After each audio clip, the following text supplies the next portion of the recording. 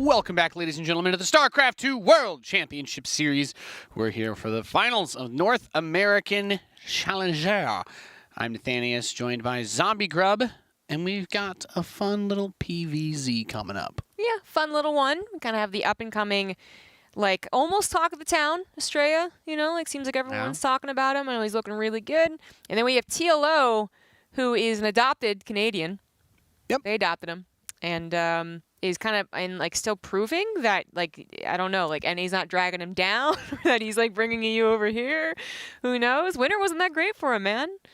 Well, TLO, he's had a lot of life stuff going on, right? I mean, in a good way, He got married, he's Canadian now, and there's definitely an appropriate period of time to take more time for yourself and your loved ones than for other things. Yes. And frankly speaking, the time when you get married is certainly one of those times. Yes, like I'm totally on board with the whole. If he was if he was gonna disappear for a month, I'd be like, do it, man. Have fun. He's a family man, but I just like how you're like, there's a lot of things that are taking up his time. You know, Canada adopted him, and I'm like, did that take up a lot of time? I would not be surprised if that process was a huge pain.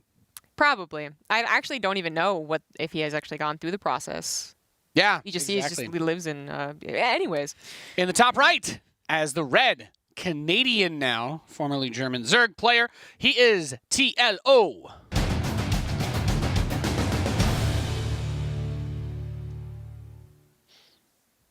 In the top left, as the blue Protoss, he is Astrea.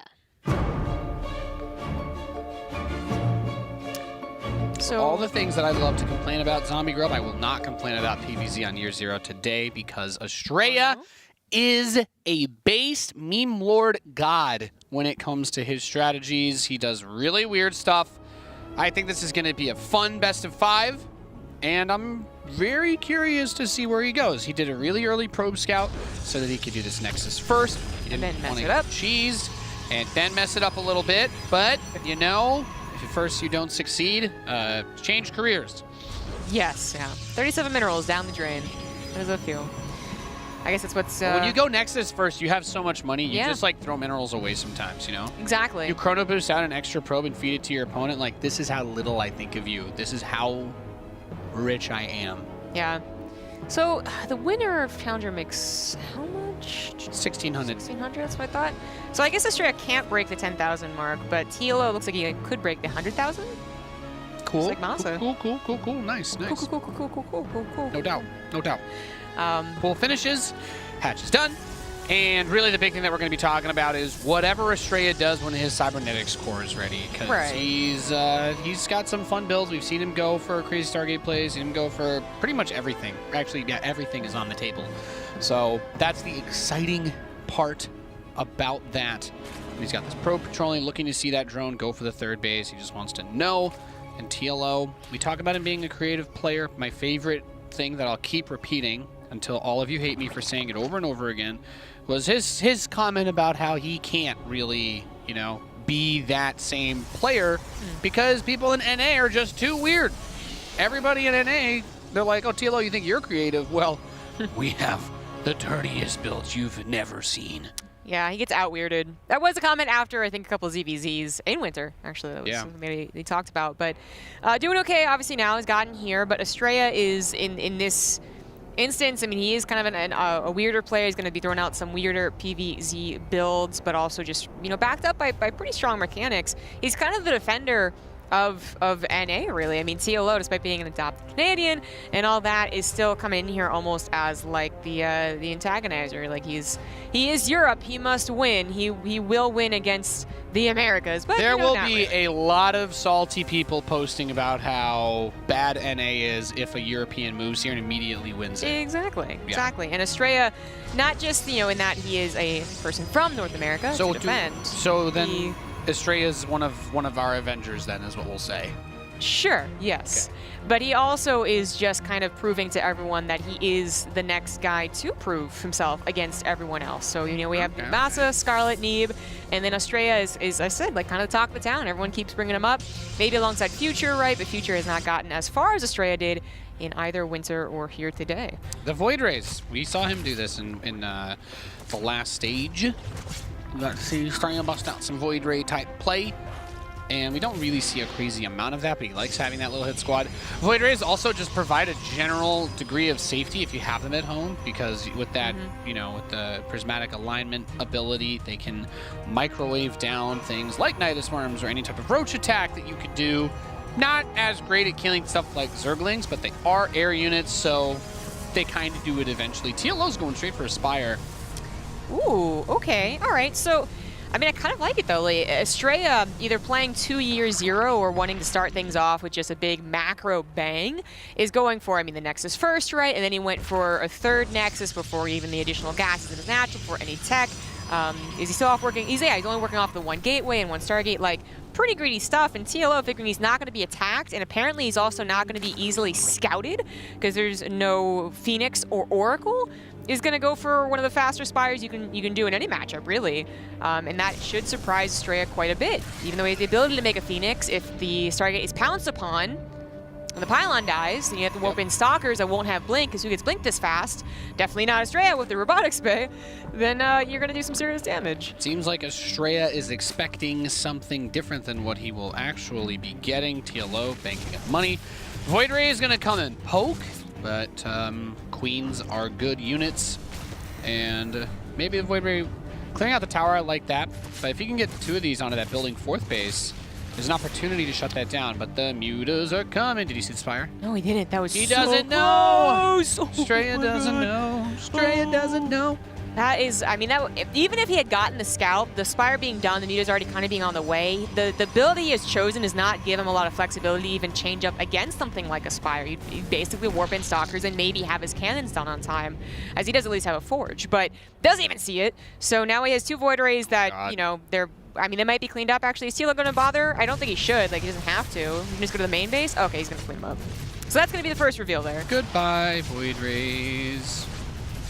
That does give the time for Astrea to get the cannons down and a Phoenix started, and a couple of Stalkers to be warped in, but TLO getting here with no problems whatsoever. He's on 4 bases on a high drone count. He could go into mass muta. Astrea is still playing this pretty greedily. Like, if he doesn't take too much damage, even though it's going to be hard to move out against this anytime soon, if he can kind of set himself up in a decent position, he should have the money to do whatever he wants. But that Phoenix, oh god, it looks like too much damage taken. One more little poke on that thing and it's gonna die. Yeah. One muta did fall, and TLO's not quite at that count that can just take on cannons. He's gonna depower there you go. Depower the Stargate. Gets a Phoenix. Oof. This is, I think this is a wonderful play. Oh, not the other one. And run. I mean, the other one's adding like such small amounts of damage. It will eventually go down if it just missed micros for 1 little second there. And TLO is continuing to add on mutas, but also add on upgrades and an infestation pit. He's like, yeah, I'm not gonna let you repower that Stargate. He's like, I'm gonna mutas to do. TLO watched Cyril play yesterday. He's like, you know what? I'm gonna just keep building mutas because I like it and I want to. He's even getting pathogen glands as a follow-up because he's thinking about getting a fungal Reno on the Phoenix if he needs to. Yeah, if he needs to. I'm not even sure that is the case. He's got a strong start. He gets rid of all the shields on that Phoenix too. So hard to poke. Yeah, this was like Astrea was, I think, prepared to give this up. There's no way you could defend against anything actually over there, whether it was Lings, Roaches, or Mutas. But now he's going to have additional trouble when the muta count gets above 20 with an upgrade. You are either going to need a good amount of mutas, or you're going to want Blink on those Stalkers. I love this build choice. Oh, or you might just die, actually. Love this build choice. No, really, really, really well done here by TLO.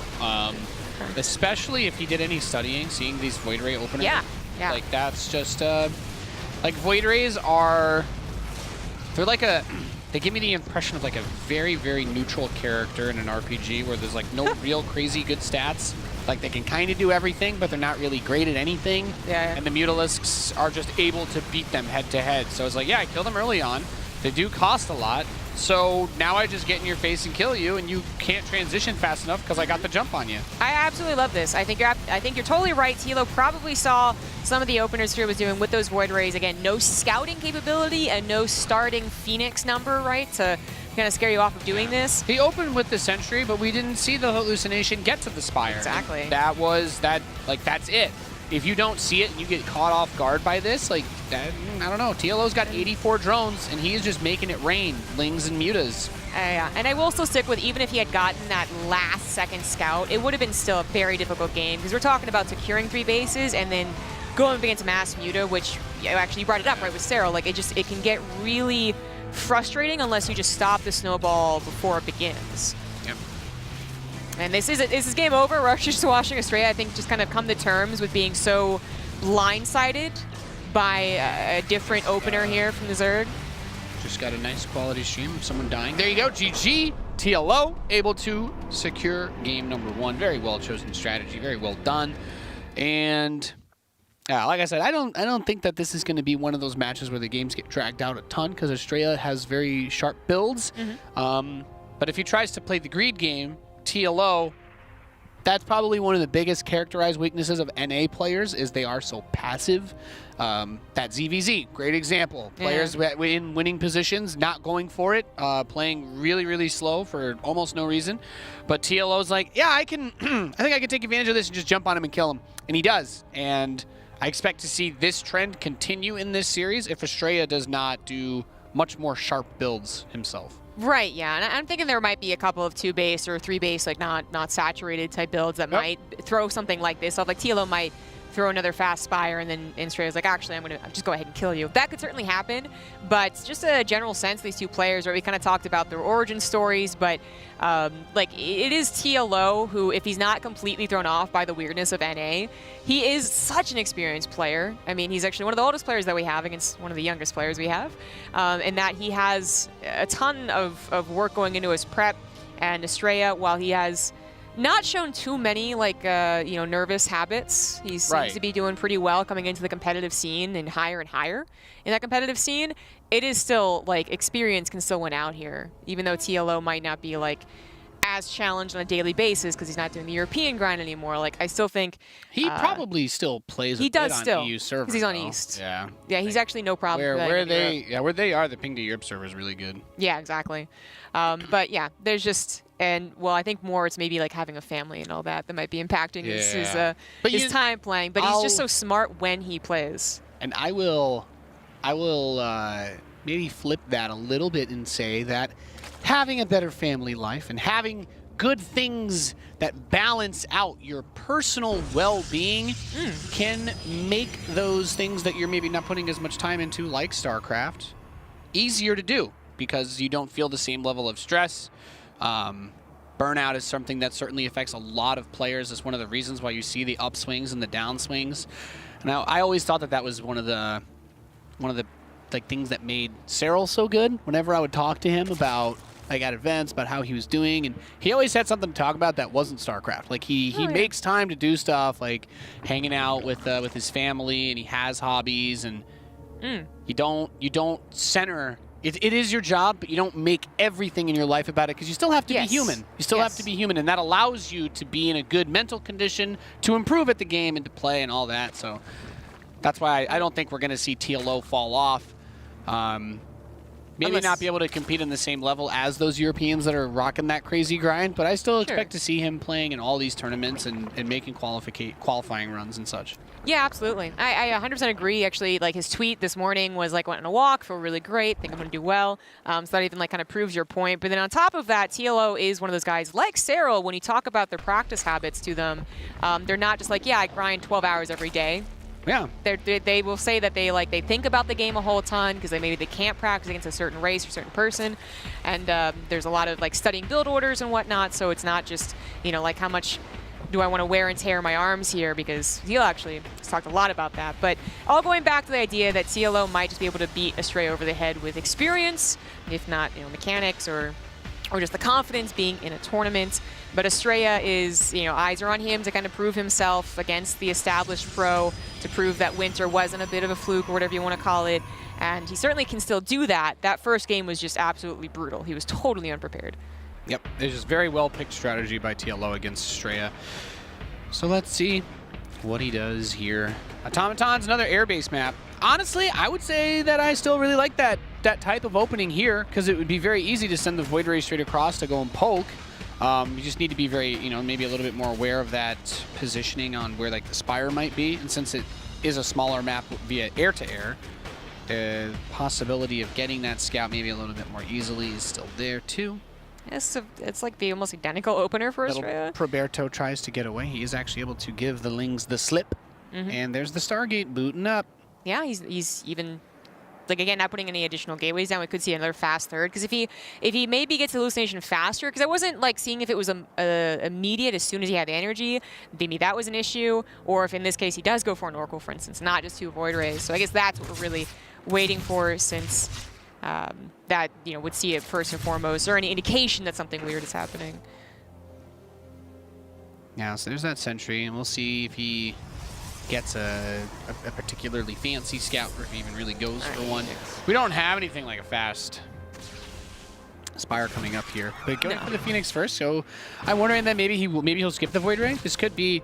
It's not unusual to see someone open with like a Phoenix into 2 Oracles or so. Yeah. We see that all the time. It's even more normal, right? The 2 Void Rays. It only feels abnormal when Astrea does it. He's gonna build a second Phoenix. Ooh, and a 3rd base. I mean, still being kind of greedy with that. Yeah, I was gonna say that's if TLO knew everything, like if TLO just like had omniscient abilities, you just like, oh yeah, I'm just gonna make a bunch of lings and cancel the 3rd 1,000,000 times, and you're stuck because you don't have an Oracle. Yeah, absolutely. Like, it's not even just that you don't have extra warpings, you just don't have an Oracle either. So that could have been a problem. But not only does TLO not have God Vision, he also just doesn't have speed. Like, he pretty much heavily delayed that. There's a little bit of greed coming down here, and while eventually he will have some emphasis on Ling Baneling, clearly with +1 melee and a Baneling nest, this is one of those situations where the faster you get that 3rd down, the less likely it is actually to die. By the time speed's done, it'll be fully healthy and probably protected. Yep, and pylons will be built around it with shield batteries and all that jazz. Baneling nest is about to finish up, but +1 melee says to me that maybe we're gonna see the lair timing is very curious. He's pretty late. He's not thinking about it at all. He should be doing it. I feel like an attack on the 3rd would be warranted though with this. He's got to flood the 3rd if he's not getting a lair. Even then, I'm still. I don't. Very curious. There we go. There's the lair. Now it started. Yeah, I mean, definitely should get it. And 5 minutes is not that late, really. We usually talk about 4-minute lairs. So if he didn't think he needed the lair for like roach speed, or like roaches, right? Or didn't want to go into fast hydras, then so be it. But there is an attempt, at least a poke at the 3rd base, but again, it being fully healthy, protected with the shield battery, some zealots. I'm not even sure morphing Baneling is going to be able to cut it, but we go back to the whole, like, he doesn't have an Oracle. He is trying to get a Void Ray, but that actually kind of even struggles against this. It's not going to be ready, too, and the Phoenix don't see it. He just wants, this is like a, if he goes for the 3rd here, this is like a kill probe 3rd, and then maybe open it up for the links. Oh my god. Oh no! Timing. Woo, okay. Wow. All right, they're good. Serendipity right there for Astrea. So the Void Ray is going to come over, and the Lings can get some work done over here, but wow. Yeah. Those Banelings had the dream opportunity right there. Their lives flashed before their eyes. Right. Astrea is up so much on workers, by the way. Like, his probe production and his chrono boost on the Nexus have been next level, but he doesn't have any. He doesn't have an army. He's been so greedy. Yeah. Did he ever get extra gateways? No. Oh my god. He just have 1 gate. He is only still on 1 gate. What? I love you, Astrea, but he had 3 gateways, and even that was going to be questionable for the hold. So, you know, this is this is a different type of. This is eco cheesing. That's like his whole strategy. Taking the first game was just like, I'm gonna play crazy greedy. I'm gonna go Nexus first, build Void Ray or 2, and then just go straight to 4 bases while I try to like double pump out Colossi. And it's like, well, okay, I did a normal attack and you just died. And in this game, he had so much going for him. Didn't even like stop building probes at any point either. He's like, no, I can just keep grinding out economy and not add gateways. Why? You know, I mean, I like how you said it too, like eco cheese, kind of like it is a good word for it. I'm just wondering why he would think it is necessary or wise to do it against TLO. Yeah, he's like the American Protoss 4GG. It's just like, I'm just going to be ridiculously greedy, and if you let me get away with it, I will kill you very easily. But, you know, that was another one of his weaknesses as well. It's just getting attacked. all he had to do was attack. This was getting attacked. But that was the worst thing that could happen to Astrea. It's so weird, too, because I would say the initial bust from TLO wasn't even like that impressive. And if he had 6 units having warped in over that time, probably would have been fine. All right, what'd you think if these Corruptors just go straight across and right-click on that Colossus? Do you think Astrea taps out? Astrea is dead. I mean, you think he taps out? You just right. I was almost 7 like Corruptors, nothing that can kill this here. I almost was like wondering if he was going to tap out because when we see the Corruptor, but he is going to try and hold with some Stalker warp-ins. I think he's going to flood the 3rd, and then the Corruptors are just going to right-click on the Colossus, and then the Lings will kill everything else. There's not enough Stalkers, even with the Void Ray, that if you sack 7 Corruptors on top of this Colossus, it's probably worth it. Yep. The army's also not big enough to stop Lings and Banelings from being super effective against it, which is always that funny thing. The only scenario where this doesn't work is if the Corruptors don't get the Colossus, and the Colossus is able to do some like insane micro against the Lings. And even then, I still don't think that would work. But yeah, no force fields, and that army is totally surroundable. There's barely anything protecting it. And 1, and 2. No. Yeah, he won't sacrifice it. I guess he doesn't have to yet. He doesn't. I mean, I don't think YOLOing on it is bad. The Lings will kill everything else. The Zerglings will kill everything else. I do agree with you, but he's being a little safe. I mean, he still has to build up the Link count anyways, and that's fair. I guess he's gonna add some more Corruptors. A little bit. More Banelings, please. I mean, he's going to drones. He's going into upgrades. He's got an invitation bid having just finished up. I do feel like if he had the huge swell of Lings and Banelings, that he would be able to crush them, but he is not doing so. He's just maybe thinking about it. Nope, Hive's on the way. I suppose the safest option would be. I guess Dario just doesn't want to throw, so he's like double plus making sure that he's got everything. He'd rather overkill than underkill, which in this scenario makes sense because he definitely gutted the economy with all the delays on that base. Yeah, here we go. There it is. Okay, so we will try it.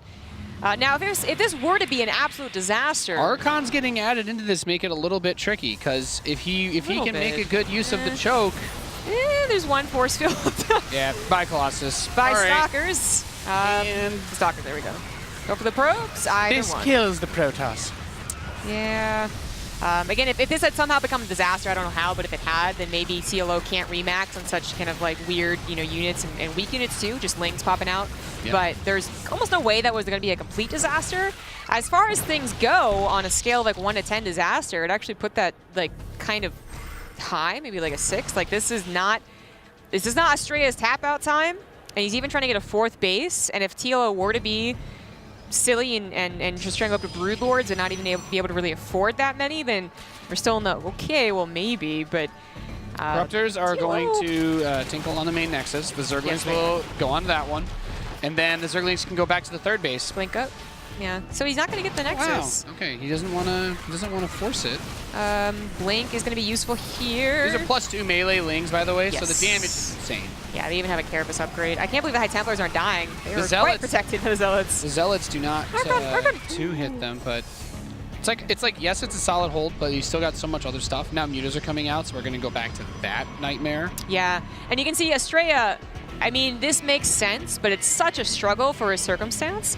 He decided that Colossus just can't be done against someone who already has a Spire, so he tries to go into Storm, and he has actually. He does have Storm, but it goes back to just like the size of his army is not super convincing. TLO now going to be able to kind of tear him apart left to right. I love Astrea's heart, mutas. I love Astrea's heart because he knows that despite how bad this is, he still knows what he needs to do. Like, he has to get that double expand up. Like, that would be what he could do to bring this game back to something normal. And not doing that would probably cost him everything. So you see why he doesn't sack those Corruptors. Obviously, you were talking about Broodlords. We are going to see Broodlords. 5 of them coming out. And this game is going to rely on Astrea being able to plow through a wave of Broodlings and get onto them with his Blink Stalkers. Yeah, which he needs. Stargate is out of the picture in this game now. Yeah, he's basically I don't know. There's no chance you're going to get the Stargate and a Fleet Beacon. So if you can like triple that Stalker count, get a couple of good storms on whatever Baneling is trying to support these units and hope that the fungals won't come out as well, I suppose. Hey, other Zerglings. Help out that one Zergling kill no rocks. No, never. Why did he have to do it all by himself? Whatever. Then, again, maybe Astrea has a shot, but considering how this game could have gone, Astrea has found himself in a surprisingly okay position. 4 bases are up and running. TLO. That was what he needed to do. Never actually got the oh my god economy that he maybe could have had. He was actually at like 65 workers. The TLO was really aggressive this game, but he could only do that by skipping out on other things naturally. So he's going to be able to mine that close gold mineral line, but there's the Storms pushing back the Zerglings, gives his units a little shower as well. I am actually kind of scared now, Nate. Like that stalker count that I said had to triple itself is close to doing so. He still has Storms, even though a couple of High Templars had to be turned into Archons. He still has like 6 High Templars in the field. This could be to earn for Astrea. But the thing is that TLO still has the move that would kill him, which is just having an overwhelming amount of Broodlords. Yeah. He didn't have the huge bank to do it instantly, and that was like a little concerning. It's why Astrea he was able to double expand and get here. But he is slowly but surely adding on the number that if you don't have Tempests or some like a miracle engagement, you do not beat with just Stalkers and Archons. Yep. All right, that Observer is kind of peeling around the side. Plus 3 melees coming in. You know what I want to see that I'm upset we don't have yet? Adrenal glands for all the Zerglings that were made in this game. Yeah, I also want to see Infestors again. But yeah, putting all his gas into Broodlords, at least trying to. And maybe later when he has 5 bases even, which he really has not been too eager to get to. 4 bases is comfortable, it's okay. And they haven't traded, I guess, so often in the last couple of minutes. But and they're going to meet in the middle of the map a bit here. And that's you see that insane number of Broodlords where trying to blink up into that is, it's not a winning proposition by any means. Needs so many He's flood out lings behind it. Flood out lings. And I like that he's building a lot of spine crawlers back home too, because he's thinking about counterattacks. He's thinking about now this army with the cost of it and the economy situation that we were discussing in a scenario where these Broodlords die, the TLO is super dead. So the Protoss has 4 bases and he's got good upgrades. Let's see what he can do. He comes around, he's trying to flank him. The Queen and the Banelings are all over here. So the Broodlords are kind of fighting on their own now away from the rest of the army, and they'd like to get involved. Yeah. Astrea is still hoping for those Broodlords. He wants to force them to come home. Yeah, to be found even farther away from any other army, and also still pretty clumped up, so Storms can help out too, because just the Stalkers might not be enough. But Archons and Storms, plus the Stalkers getting the last hits, well, that could be. I mean, this is definitely not the just shutout game we were expecting. The Spine Crawlers go down, the Hatchery goes down, the Mutas actually might be able to be taken care of, so they're not Astrea did a really good job with the constant, like, forcing those 2 expansions. Like, you can joke about it that he's taking all this damage, he lost all those bases, he lost all those powerful units, but he knew what he needed to do, and he got it done, miraculously enough. He gets this base killed, he gets 15 drones, he forced the Broodlords to come all the way home, and then he just rides the Bifrost back over. Now he's got a 5th base that's finishing up on the north side, and he recalled just enough units to be able to go and defend that. Yeah. So now it's basically just like the pendulum is the Broodlords, very slowly going back and forth across the map. It is kind of a bad sign when Astrea was able to get to equal bases for like what is going on the most of this game is we get to 16 minutes with, I guess, a 5th as that gold. I didn't even really think about that. This is still a horrifying amount of Broodlords, oh, yes. But he's just going to do the same thing again. He's like, all right, I'm going to counterattack. Bring your Broodlords home, and TLO thinks that he has enough to defend against this. Going to run the Bane train into those Stalkers and not really hitting pay dirt, but if the Archons go away, then well, then the Lings are going to be able to kill all the Stalkers. Got a couple of Storms. Those were some pretty good splits from Astrea, but TLO is prepping for a base race, like a real base race potential. Broodlords. It's still just so many Broodlords. Yeah, just run away from that. The High Templars, unfortunately, will die. 15 Broodlords. Oof, don't. Be careful with those Storms. Yeah, so TLO is also getting into Mutas in case, again, like a just true base race, just I'm going to kill your buildings before you kill mine, as well as, I mean, they're just going to be mobile. They're actually able to chase some of these harassment or run-bys, if that's what Astrea was doing, but of course he's not. He's just bulking up a lot of Stalkers, trying to get 1 or 2 Miracle Storms to help out said Stalkers if the Broodlords were ever to actually find him, but that's what he's going to try and avoid. He's going to try and avoid his bases being lost, and at the same time avoid the army, which he already did once. So tenacious, by the way. I pulled my probes away. Start Nexus next to him. I need the base. I can't win without the base. There are 41 Stalkers on the map. Yeah, the Mutas actually going after the High Templars. Really nice pick off. The Broodlords come back to make sure that dies, so they're not going to be able to help out against the Banelings, which he kind of almost like basically blinks into. And in the blink of an eye, half the Stalkers die. The probes came over to fight with them, and They all get to get crushed together. The recall, the probes are like, why didn't you bring us too? That's going to be it. Like, he did, there's one shining moment where he both kept his bases alive and brought the Broodlords home, but then TLO actually committed to one area, killed 3 Nexus, because there was one at the gold as well, and is now going to win this game after taking a good fight. Yep. Mutalisks are going to kind of be like, yeah, you're still here. Okay, now the Broodlords are going to start to attack, and there we go. Hero Void Ray! There's no like corrupt screams out, he's like, Kamehameha! But then the Mutalisks are like, okay, well. Focus fire, focus fire. This is one of those weird games, too, where, like, maybe, like, adding in whatever Void Rays you could have would have been, Void Ray, been the best option. But yeah, TLO always had at least some other form of anti-air, in this case, Yutas. He contaminates the Stargate as well. He's like, you're not building more Void Rays. GG, TLO up 2-0. Yeah, but it took a lot longer. Astrea gave himself a little bit of hope by at least getting 4 bases up. And I mean that not in that game where we saw the impending doom of the Broodlords. I mean that in general. He's like, okay, if I just stop doing stupidly greedy things, then I can totally take this guy on. Yeah. Well, the thing is, you know, the thing especially for America as American players is we love underdog stories. The Captain America, I can do this all day type thing, where these players take a beating and they do not tap out. They're like, I am going to do everything I can to try and find a way to get back into this. If you're going to kill my 3rd, then I'm going to retake it and take a 4th at the same time. And Astrea made a game out of this, but TLO was able to capitalize on his early lead by getting that tech. That Astrea just, frankly speaking, never had anything that could deal with it. The 15 Broodlords, there was nothing that was ever going to be able to kill it. Yeah. Trying to base trade with Stalkers was nice, but then TLO just kept building spines, and then he realized, wait, I can just leave my Banelings and Lings at home for the Stalkers. Yeah, he played that endgame about as perfectly as possible.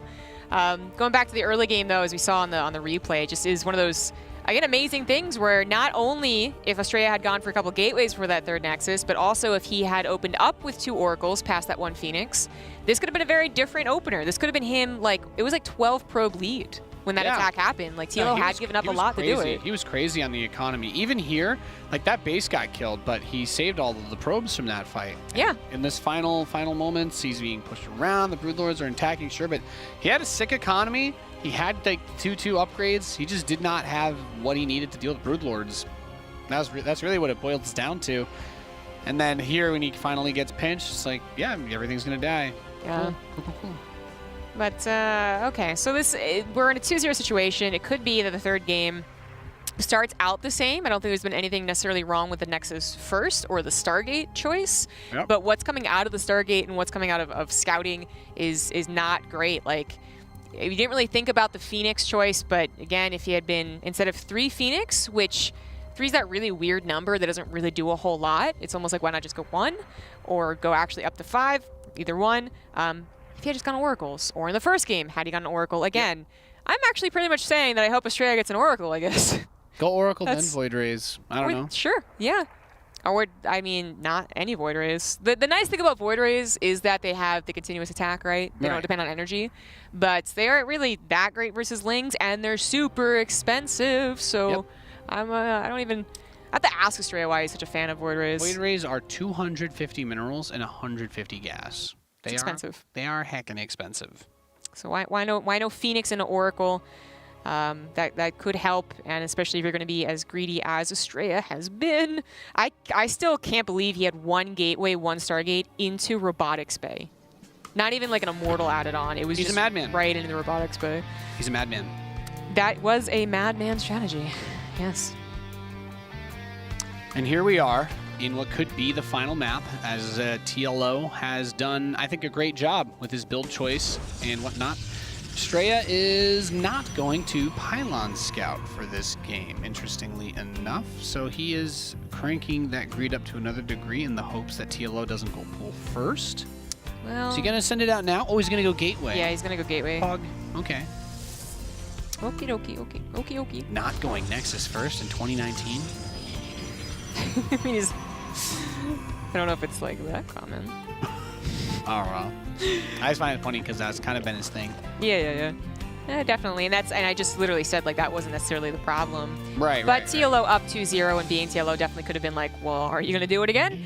And that's when you want to have the probe scout, but in this case, gateway, then probe scout. You're going to see that TLO didn't do anything. TLO is going into his, well, actually scouting for the probe and the cannon potential, but then maybe into a really fast third. Yes, he is sending it somewhere. Has Astrea really shown us cannon rushes, though? Nah. No. He going but with double hatch before pool. Yeah, that drone did get sent over and there. And Astrea is not doing some like cheesy type build, it looks like. I don't know that he's going to start a Zealot. He just went Gate, Gas, Nexus into Core. So this is a very normal, conservative type build. And I feel like that is quite bad versus double hatch before pool because he shouldn't be able to really capitalize on it, right? Yeah, I think maybe so. he gets something done with the depths early, but there should be queens and maybe a few lings by the time that happens. I think especially if he sticks to his only having one gateway until 10-minute strategy. And if, you know, well, I feel like he should at least try and do something, but there's always a chance he still doesn't chrono out in the depths. And TLO gets away with this again. Now, TLO is going to be actually really pleased to see what he sees here because he might have gone after that 3 hatch before pool because he was like, oh, you're going to Nexus first again. In this case, it's like not Nexus first, and if he just doesn't take that much damage from this Adept that is being chronoed out, that maybe can do something, and he's going to be pretty happy. Having a queen on the front, as far front as possible, is like that nice first step, and then 6 lings to really make sure the Adept doesn't do anything as well, which I think still you can do, even with the third queen being built. Twilight Council, he's going to go Mass Resonating Glaives. Yeah. Yeah, I think so. Yeah, that's my guess. Not even 6 lings, but rather just the 4, and maybe be able to catch the Adept a little bit soon. The Adept is seriously looking. This is usually just a scouting Adept, but I do wonder if Astrea is going to feel the tug to do like a little bit more damage to the actual drone line, which is not going to happen so far. Queen's about to pop. Well, the Adept first nibble on the shields is not going any further back. There we go. The shade is kind of stuck. That's a shade, I guess. Yeah. The queen will poke at it. He shaded. I don't really know where he was going, but he did. He went there. Wherever he was going, he got there. Let's just say that. 2 Adepts. Charge. Okay. What do you think, Mass? You think he builds a Stalker to deny scouting and then gets a Warp Prism and goes just Mass Charge lot? You think he stops mining gas in the main after he starts everything? I want him to, but then an Overlord sneaks in, so he can't. The Overlord will see everything, plus the... When the Stalker kills this, do you think he just pulls... And then he pulls out a gas? Yeah. Possibly. I mean, maybe that's the most efficient way to do it, but that would be the smartest way, but it is going to be the Dark Shrine. I feel like this is a fake. I mean, TLO would also have to be like, no way you're just showing me this, right? Why would you build the Stargate in front of my face like that? The Dark Shrine, why would you just build it in front of me? He knows that Twilight Council is researching, by the way. So, as I said, I feel like TLO will know that's a fake. So this is one of those things where it's like, he should have... Didn't see it get canceled, right? Wasn't no. Okay. But I feel like he should, and in a weird way, Astrea should have kept it going because he knows that I know that he knows. But in this case... He knows that I know that he knows that it wouldn't make any sense, so the best move is to actually go Mass DTs. Exactly. But in this case, he really does cancel it and then goes into a Templar Archives. He still has the Charge Lot attack, but it's not the Mass attack. It's not going to have Archons helping it. It will be off of just 4 gateways, which is enough to pressure, enough to be a little annoying, but it's not the same potency. The Overlords will see the gases before it dies. The Lings will not be allowed in. No, that's not going to happen. TLO is reacting to the Dark Shrine, though. I think that is, again, like you wouldn't want to be the fool who assumes he cancels it and then it actually happens. So he has 3 Spore Crawlers, but not even that fast of a lair. Wow, actually taking this on? Really? Okay, and then behind this, Adepts managed to sneak past everything and got 8 drones, which is amazing. Really sick. That's really good. 9, 10. Please don't get an 11. Okay, they're pulled away. Those Adepts were sick. Those Adepts were the highlight that we weren't expecting. Yeah, I mean, I thought he was going to be trying to go for something pretty swift with the timing on the Twilight Council, but I guess with the Overlord there and whatnot, didn't feel like there was a need to commit to it. We're also missing that extremely greedy Astrea 3rd base. Yeah. But he starts a Forge, which to me says he wants upgrades, so that means this game should go a bit longer. So he should be going to get that 3rd pretty soon. You would think so. Adding on the extra gateways, he might try and like control the middle of the map, or like actually like threaten an attack on TLO while getting a 3rd behind this. But it is a bit weird. I feel like he is having to react to TLO's insistent scouting and reaction to like everything that's going down. But those 10 Adepts were kind of the the luck there for Astrea. That's not something that should ever happen, but I guess the Roach production timing was really odd. Otherwise, I think Astrea has been really messed up. But maybe even potentially more damage done to the drone lines of the economy of TLO, which really he's building so many Roaches. I wonder if I don't know. I thought like he would replace those drones immediately, but he just kept building Roaches. So he must have been expecting an attack, and he still kind of is. He's only just now starting to rebuild the drone count, so he's been down in workers for a very long time because of those adepts, but still I thought he would have replaced them. And then he drones only like 48. And then he's still building a couple extra. And the Roaches are not actually going to be enough either, because Astrea is just cranking out Immortals. He's already got 3. He's getting +1 attack. He's got another Immortal that's going to be coming out soon too. So while this Warp Prism does its pressure with the Zealots... Oh, that was good. Oh, that was really good. Wow, he was just waiting for those Zealots to for those drones to try and run from the Zealots. That was beautiful, beautifully done. That was. He did not show the Templar in there the first time that he brought him over either. This is such a weird attack. Like someone watched WCS yesterday. Yeah, right. But the attack from the TLO is so odd. Like he was doing like what is worst. The worst thing for Zerg to do is kind of like split between drones and Roaches, so his attack actually isn't that powerful. This isn't gonna. I don't see how this does anything. There's 3 Immortals. The 4th one's coming down, and there's Storm with Archons. Like no.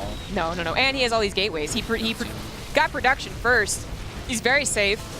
And the worst thing could have happened maybe is that TLO had known he was going to stay at home and had really overdroned, but I was just done talking with how he didn't do that. He lost even more drones, even more economic damage is being done, but at least the lost mining time, and Astrea should be kind of very, very happy with what's going on here.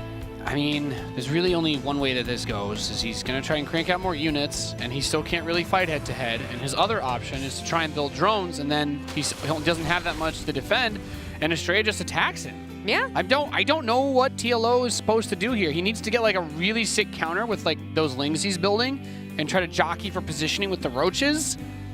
But that is going to be really hard to do. He needs to get like a lot of probe kills. There's an Immortal, big warping round, so much here to defend. Yeah, I mean, Astrea really crushed it this game. His army does not look breakable at all by what TLO has. He just has a bunch of unupgraded Roaches versus this +1 Protoss army that's very well balanced, very well set up. Storm hits all the Roaches. He's gonna get on top of the Immortals. Is this what TLO needed? He gets one of them.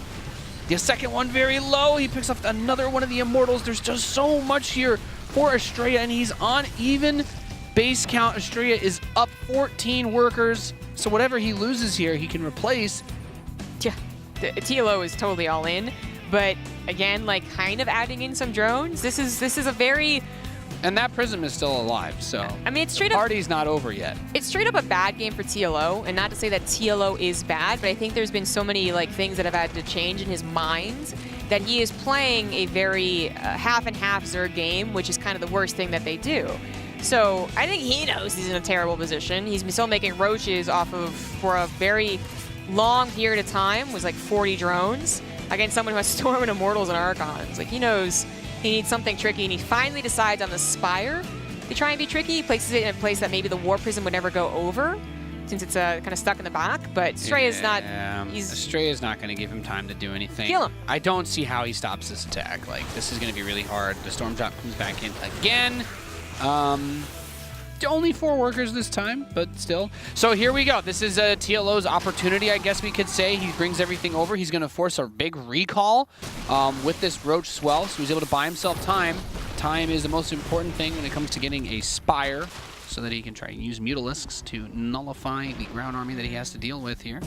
But then go back to the bank issue. He's going to be able to build... I mean, 8 Mutas to begin with is not bad, but he's losing army with it, so...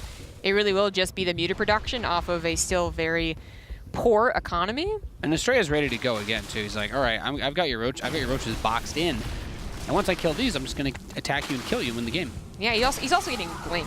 Like, he's not gonna be without answer to Mutas. Even without Blink, if the Mutas had to stay at home and defend, you just warp in Stalkers. It's still good enough. Now I'm gonna see the Mutas. Astrea takes game number 3. one of the weirder games. Yes. Where I think there was a lot more like, well, he does this, but then I do that because he does that, then I don't do that thing that threw TL off ultimately the most. Yeah, well done by Astrea, trying to get himself back in the series. Ladies and gentlemen, we're going to take a quick break. When we return, we'll be getting into game number 4 here at WCS Challenger America.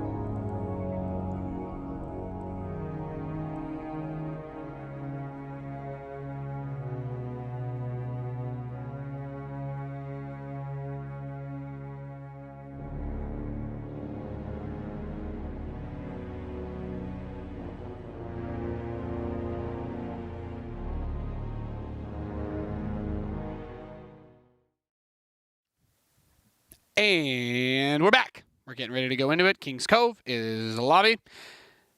And, well, TLO has kind of been dominating Astrea. And then in that game, Astrea just, like, kicked it up a little bit. Really good setup. Did very well. Great harass.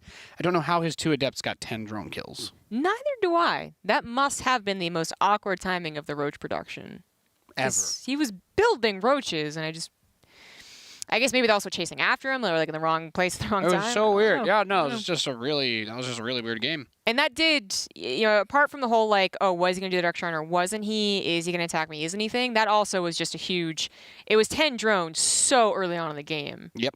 So we saw 10 other drones die later on and 10 other drones die later on. And all those weren't even as impactful. Storm play. Oh, man. That was cool. I hope someone clipped that. Okay, that's free karma right there if you put that on Reddit. Exactly. So that should never happen again. But like I don't feel like a game like that would happen again. Like Astrea, he already got maybe a bit of confidence back for lasting through that second game as long as he did, even though it was a losing game basically the entire time, and that never feels very good.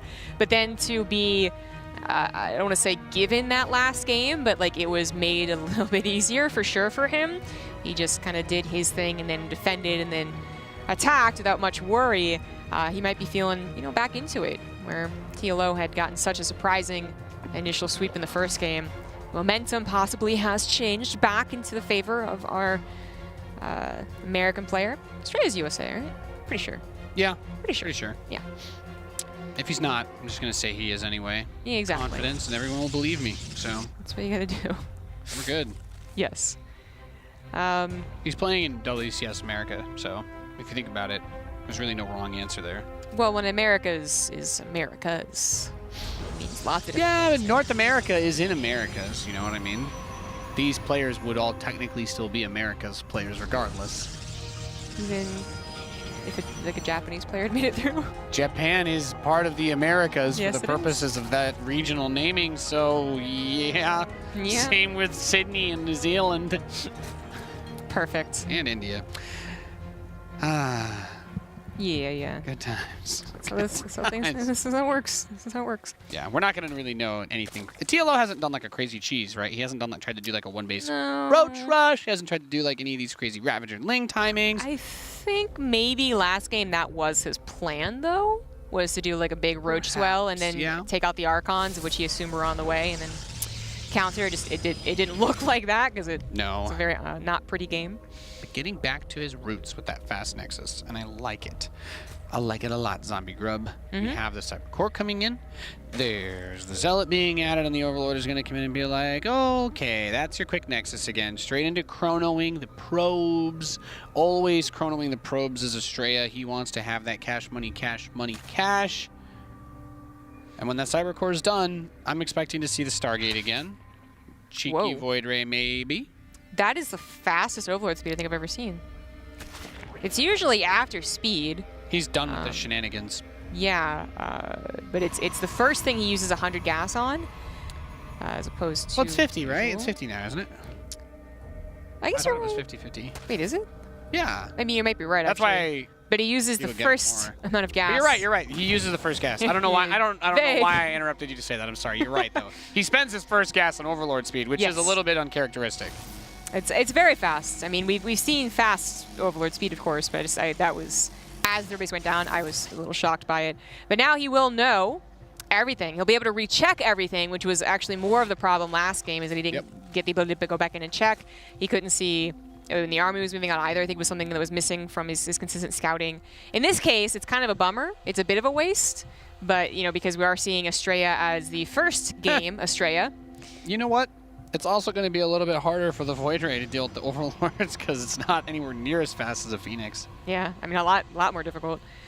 So is Astrea, like with the first Void Ray, is he going to go to the second one? Is he going to go to the fast third? Nexus, which, to be fair, he got away with in the third game. He's been, right? But look what he's doing this game. He adds 2 gateways, so I think he'll go for the Nexus next. Okay. Because he has been, like, stupid greedy. Yeah. Like, he has been so greedy. But now he's like, okay, well, I'm going to go to 3 gates. And now I can take my greedy Nexus, which I do expect him to do. So we'll see. The lair starts up for TLO. At 4 minutes, which I wonder if he's actually planning on using that for something. Obviously, you eventually use it for everything. But just that he has been, I think, like likely to delay his lair if he thinks he can get away with it, considering it's a Stargate opener. I thought he would again. But actually very typical safe timing. He's not being as greedy. He's got the gas on the National. He starts to robo up. So Overlord comes in for follow-up scout. Ling already knows that there's no third base because the Ling is on the third. And the Overlord gets to see everything. That Void Ray not as fast about finding them. So having an Overlord on the map is not that difficult either in this situation. We had TLO start and then like immediately cancel speed. For Lings? Yeah, sorry. The Roach Run's not quite done yet. Sorry. But I was looking at the Overlord Void Ray thing. Yeah. Huh. I wonder if that was dependent on what he saw. If he was thinking that, well, I don't know, because the speed, you know, takes a little while. But he makes Lings anyways? Oh, it finished. Oh, I'm the one that's dumb. I'm sorry. It finished. It didn't just cancel it and start it. Or reverse that. So he will have speed along with this, and he'll have Roach speed, and then very fast infestation pit. Okay. Yeah, and, he's not. And Hydraliston? He doesn't want to play this low-tech game again. He does not want to play the low-tech game again like he got stuck in the last one. These Adepts kind of getting caught out. Void Ray's not really good at killing Zerglings. Okay. Well, the Lings, well, not even with speed, not in high enough numbers to truly threaten the third base, especially since it's not the greediest one ever. 4 Zealots are already prepared.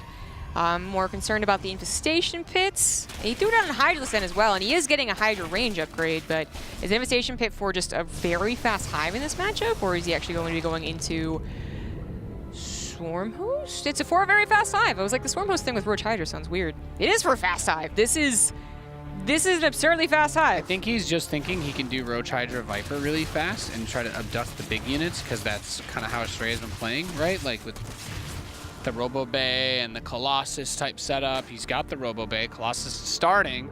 So by the time that he has like 1 or 2 or even a Disruptor, which he cancels, starts a Disruptor instead. Okay. But Abduct will still be good against that. So yeah, he did cancel it based off of the scouting of the hive. This is a silly fast hive. It is, because even against mech players, you know, where you can kind of get away with going for a fast hive and then bulking up your army, I thought that was like a 7-minute hive. This was 6 minutes. This is really stupidly fast. But he will have access to Viper Tech, and he will have somewhat of an army to use it. Obviously, won't be max and everything hunky-dory, but he will have that tech. Astrea will have nothing against it because he won't have feedbacks. Well, he might if he just goes right up to Templar Archives. And he won't have Blink Stalkers, which, yeah, that is his choice. Just charge, and then as quick as possible into the Templar Archives with the Vipers needing to be produced, plus gain energy. That should be the feedbacks available. Which, if he's guessing that's, you know, TLO's plan, then he's absolutely right. And he will need to maneuver it around to actually get said feedbacks. Still a little worried, just in general, about Astrea having to meet such fast Vipers. Yeah, that's going to be an issue. I mean, one of the things that we don't have is the High Templar, so no feedback to try and get rid of that. The Templar Archives just finished now, but the focus usually ends up being on Storm. So the Templar that he's going to be adding into this army are going to be very, very important. Lurker Den is starting, though. Wow, TLO's just like, I'm going to get all my tech. Get all of the tech. I guess since Astrea has proven, even in the last game where he didn't go for like a lot of greed, he has proven that he's been the more passive defensive one. So TLO has the option to go into that crazy fast Spire in the first game, or in this game, crazy fast Hive, and everything else, along with 4 bases and almost 70 workers. He's got forward-placed evolution chambers. So those are the first ones, I believe. Yeah, he's got some at the 4th base as well. The little lunch boxes for the Vipers to go back and feed without having to go home.